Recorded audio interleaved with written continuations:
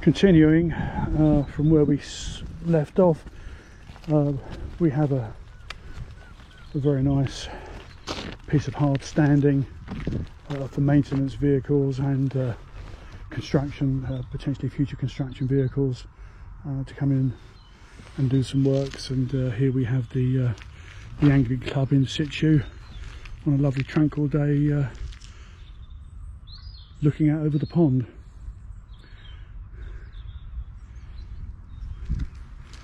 We'll just pan round here.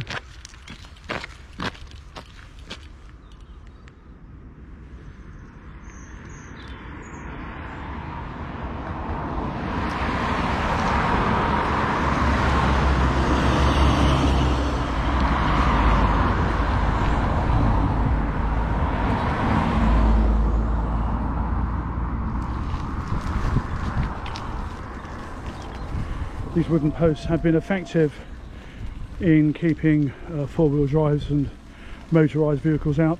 I think this is one section where we do need to consider a boundary fence where we're actually at the same level as the road, and as we can see, the fence is leaning out in towards the road.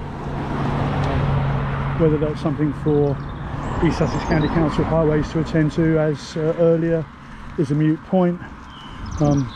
We do need some spray treatment to get this vegetation growth down field side and roadside to provide us with the width that we need so that we can work within the footprint of the path and undertake improvements. That doesn't look very pleasant at all.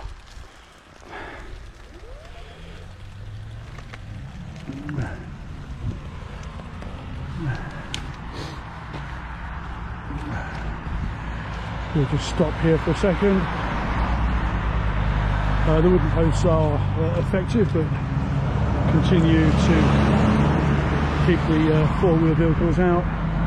And here we have an access onto the Clive Vale Angling Club.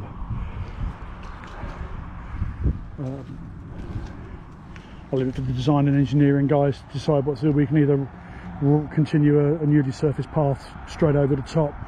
However, we might want some kind of raised table or reinforced path to take the regular use of motor vehicles. This section here appears to be open to four-wheel drives and traffic.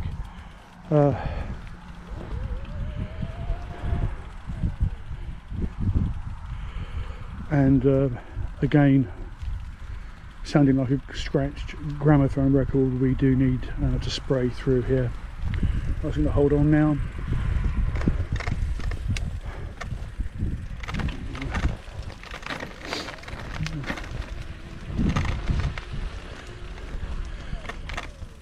The path narrowed through that bendy section, but has widened out on the straight to one of our first bridle bridges, which I'll stop at so that we can have a good look at it.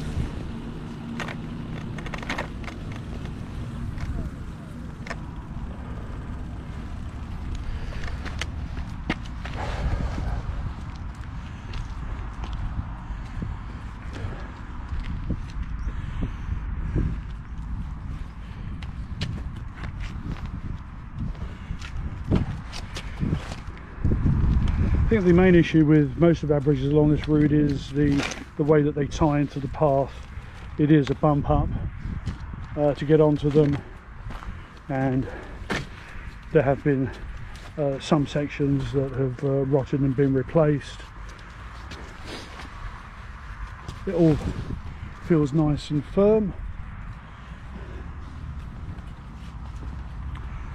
Perhaps some vegetation clearance at this location here would be in order, just on the bridge corners, to stop encroachment and to improve visibility display and sight lines as we turn off this bridge to continue the journey. Again, a bump down onto the path. It'd be great to be able to tie something into that to make it more seamless and smooth.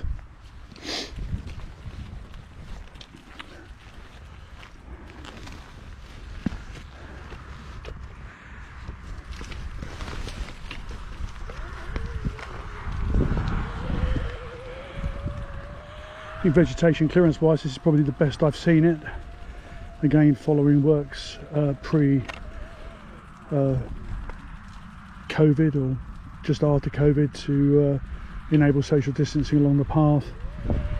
We could do a little bit more and just cut back some of this shrubbery and spray the grass just to expose the full width of the path for potential improvements in surfacing.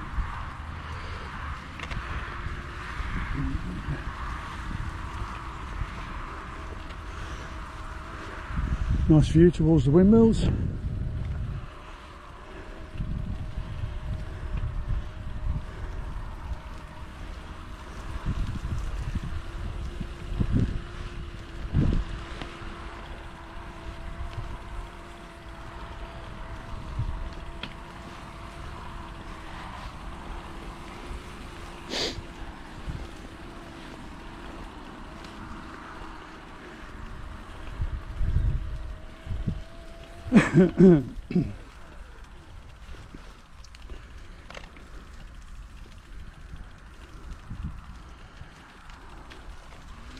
Bit of a drop here and a pinch point. Not that many along the route so far. As we approach the second bridge along the way. It feels like a small version of the Land Rover in the water. So again, visibility display on the approach to the bridge in this direction would benefit from this vegetation being cut down to fence height so that you can see over it. We'll just have a quick shake of the parapets.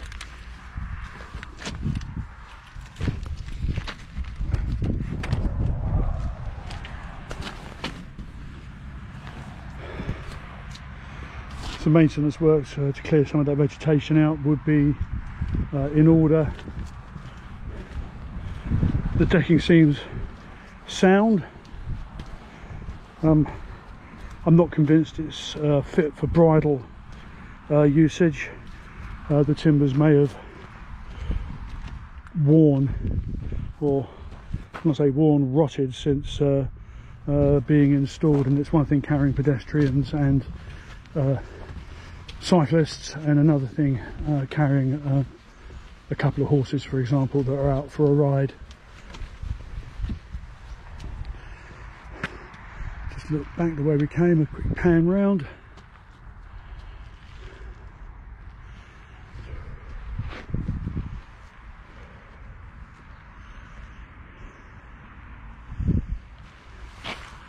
Okay, we'll just